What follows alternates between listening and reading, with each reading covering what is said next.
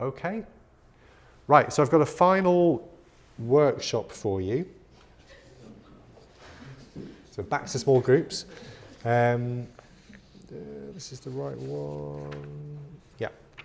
So you've got two scenarios. These are both made up, and they are basically potential drug safety problems, and then a little bit of information on a study that you might do to try to address that safety problem, and a series of questions for you to answer on how you think you might go about it. So again, work in small groups and see how you get on. Thank you. Thanks.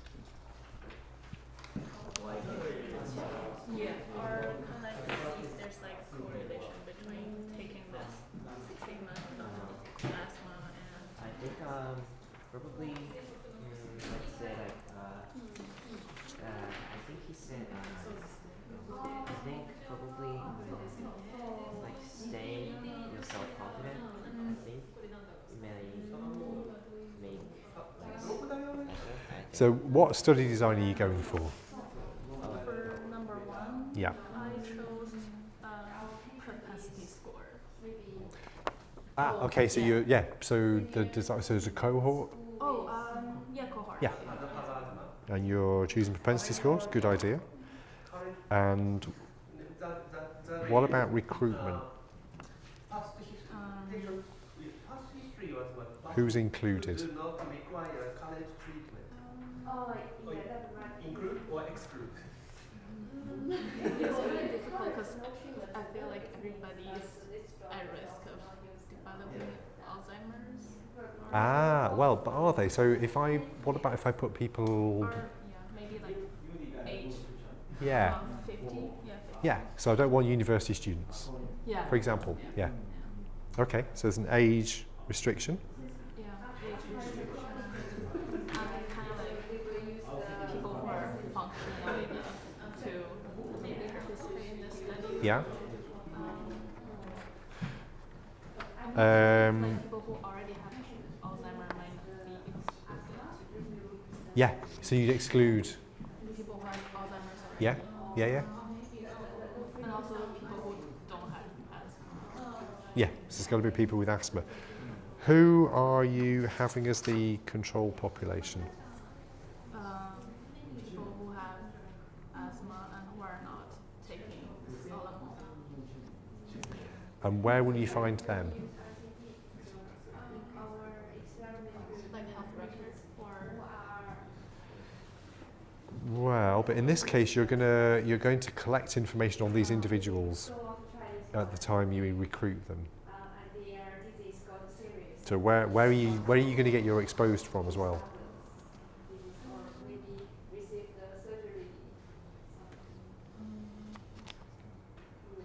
Exposure will be people who have asthma, right? Yeah. So where will we find those patients? Hospitals. You could, yeah. So you could find them in hospitals. Do all patients with asthma go to the hospital? Or maybe pharmacy. Clinic. Yeah. So maybe a respiratory clinic. Yeah. GPs. Yeah. Yeah. Yeah. Yeah, I guess we don't know how to recruit. Oh yeah. Yeah. Well, you do. You've just told me. Yeah. Yeah. Yeah. And then I think the biggest problem here is follow-up. Any thoughts on how you might be able to follow people up? Talk to the same GPs. So for 10 years, what could go wrong? They might die. They could move, they could die. Did you think of any ways that you might be able to work around that? Well, but why? What's the research question?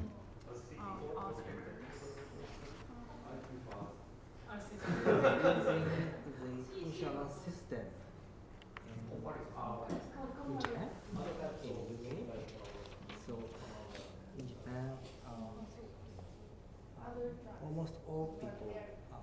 include the same insurance system. So Ah, we we can check the onset of timer. yeah, yeah, brilliant. So, So one candidate the usage of the insurance system data. yeah, yeah, brilliant.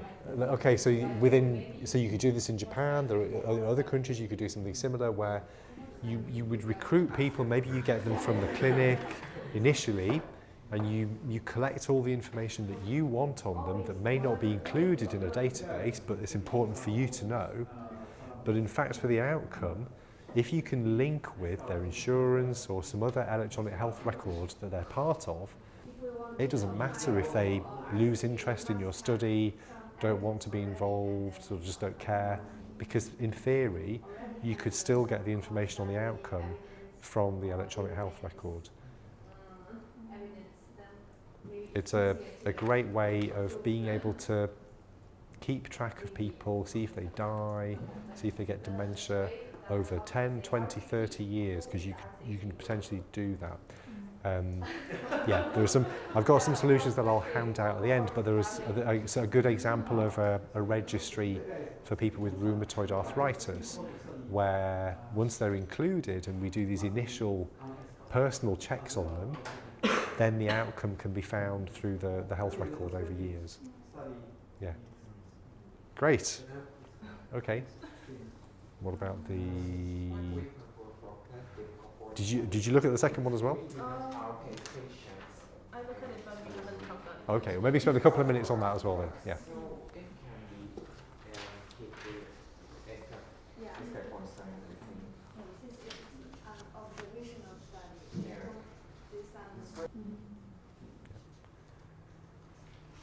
It may be possible to impute such variable with other variables. Not if you don't know it on anybody. No. If you've got some missing data and that there are lots of assumptions that you have to make to do multiple imputation, but let's say you've got information on smoking on 90% of your group and it's missing on 10%, it's possible you could impute that in some instances. Yeah.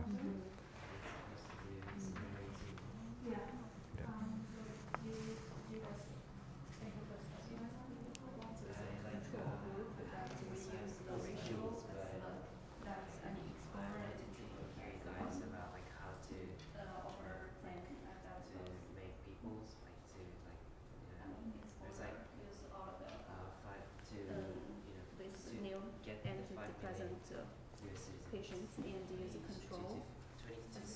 10 times the number. Propensity score match. Yeah. One.